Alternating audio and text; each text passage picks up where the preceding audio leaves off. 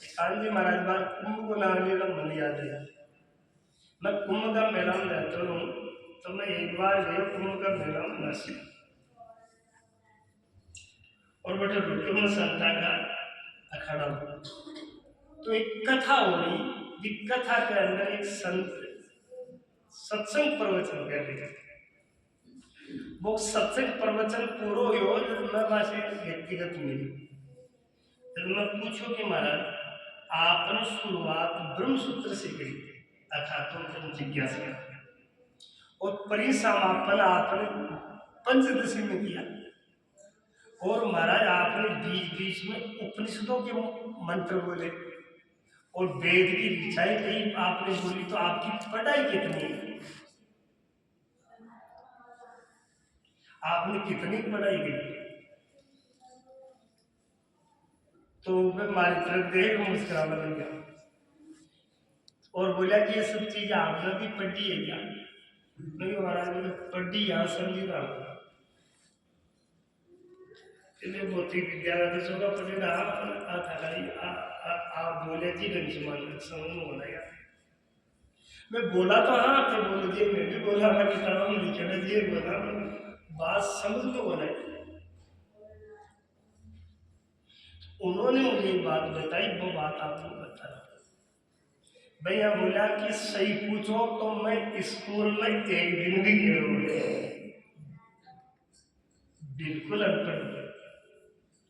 भैया फिर क्या मैं गुरु महाराज की सेवा करता था, अखंडानंद सरस्वती जी महाराज वृंदावन वालों,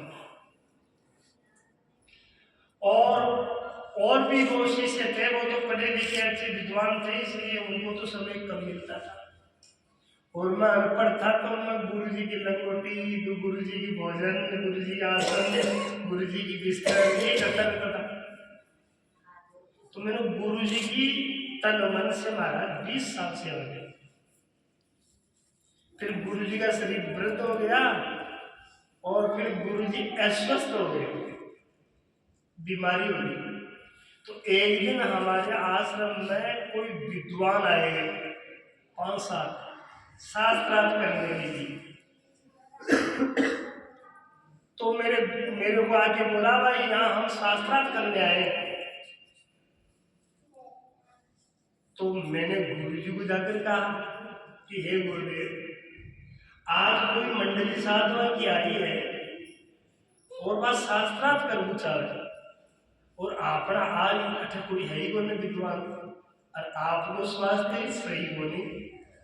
फिर मैं गुरु जी मन के मुस्कुरा कर मैंने बैठे कर दिया,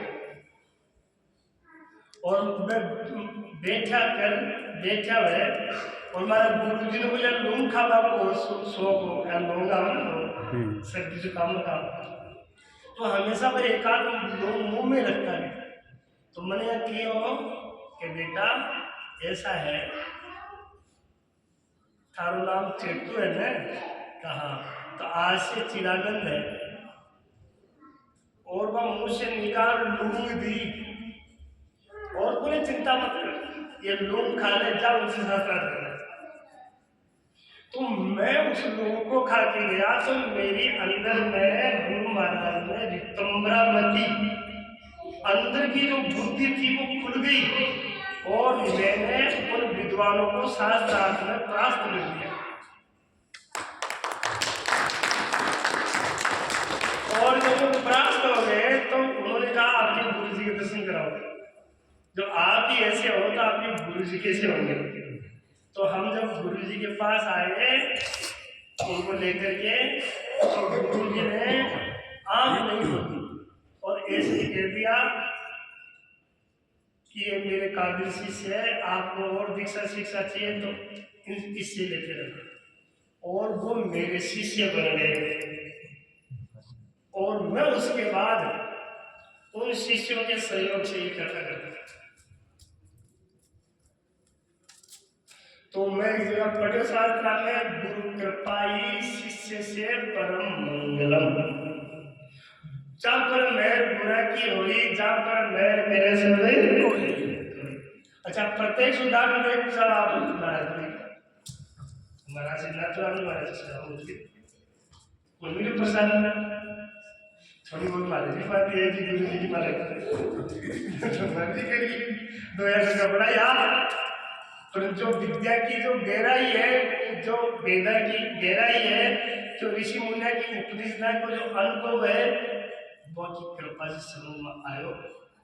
और आज तो मैं आप लोगों से इतना निवेदन करूंगा कि ब्रह्मा, विष्णु जी, शिव जी ए जगत की उत्पत्ति, स्थिति और प्रलय करे, ठीक है। पर यदि कोई की बुद्धि में भ्रम बढ़ जाए, भ्रांति हो जाए, अध्यास हो जाए, तो ब्रह्मा विष्णु शिव जी को मिट सकते भी अंधेरा न तो कौन मिटे। अच्छा मान लो क्या अनपढ़ हो, आपको बच्चों अनपढ़ है तो बी को ब्रह्मा विष्णु शिव क्या होगा बी की बिन पढ़ावा के लिए तो स्कूल में गुरुजी चाहिए। यानी इस धरती पर सबसे बड़ो जो भ्रम है, सबसे बड़ो भ्रम वो है कि देव हम और शरीर में हो, वो सबसे मोटो अज्ञान, सबसे मोटो भ्रम। और शास्त्र में लिखा है कि जो यहाँ कह रहे हैं कि शरीर में हूँ ई जशो धरती कोई पापी कोई बोला महाराज गो हत्या, ब्रह्म हत्या, बाल हत्या करे जगह आंसू भी मोटो पापी है। बोले किया गो हत्या, ब्रह्म हत्या, बाल हत्या कर दे तो शास्त्र में भी को निवारण लिखा है। पर देव हम की अंधेरा में कोई मरण है, इको कोई शास्त्र में निवारण नहीं कौन लिखो।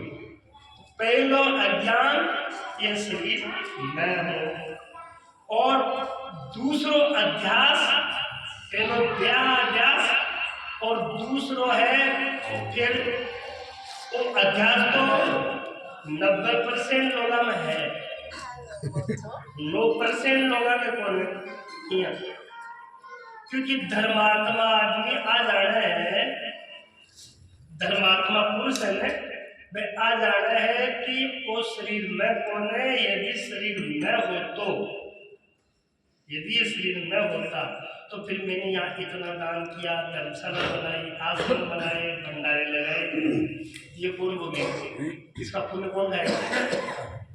इसका मतलब यह है कि शरीर तो यहीं जला दिया जाता है, यहीं गाड़ दिया जाता है, समाधि लगा दी जाती है, जल प्रवाह कर दिया जाता है, लेकिन इसमें से जीव निकल करके अपने किए हुए कर्मों को आगे स्वर्ग और नरक में भोगता है। इसलिए शरीर तो मैं नहीं, मैं तो जीव हूँ और लोक पर लोक में जाता हूँ। इसलिए पहला अध्यास तोड़ना है देव अध्यास, और दूसरा अध्यास पड़ गया जीवाध्यास कि मैं जीव हूँ और मैं इस लोक को छोड़ करके, शरीर को छोड़ करके परलोक जाऊंगा, वहां सुख दुख भोगूंगा और फिर लौट जाऊंगा।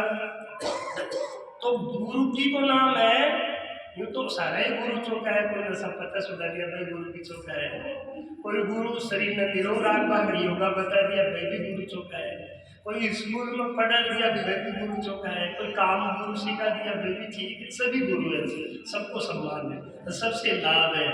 लेकिन शास्त्र लिखा है कि गुरु कौन कि इस अध्यास को तोड़ दे, इस अध्यास को हटा दे और गीता को यथार्थ समझा दे।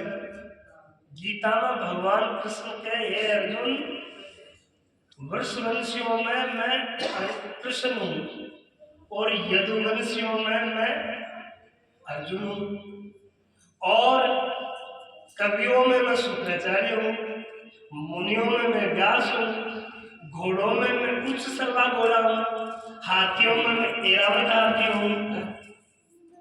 आवाज लिखी गीता जी।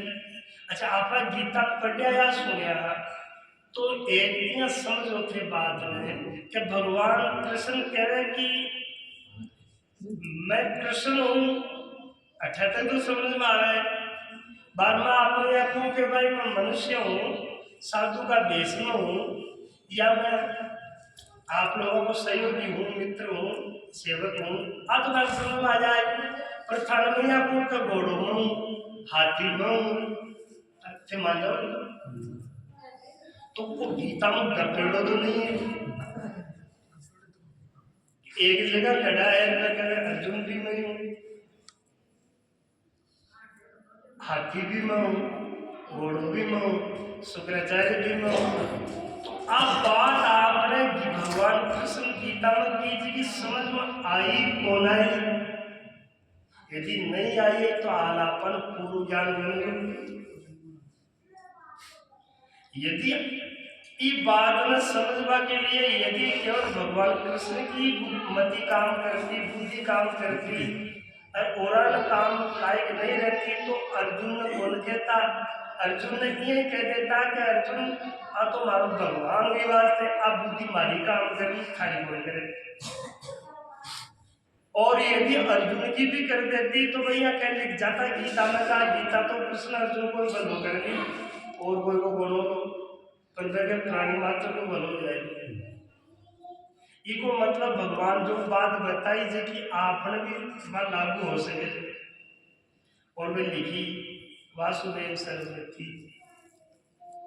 और भगवान कृष्ण क्या ज्ञानी तो मेरी आत्मा ही है।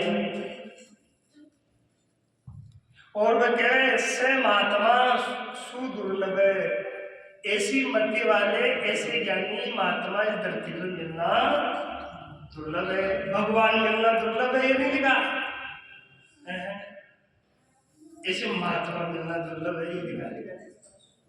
तो ये वास्ता अपन तो चिंतन करना चाहिए कि जीव काई है, और यदि थके थाना अंधेरा में यदि जेवड़ी दिखाई और बात सांप को अध्यास हो तो सांप आपा खड़ा खड़ा यदि मन अंधेरा में खड़ा खड़ा बोला कि वो सर्प है सर्प है, तो घंटी बजाओ, मंत्र बोलो, स्वामिया बोलो, रोड़ा करो, गाली दो, तो सांप जा सके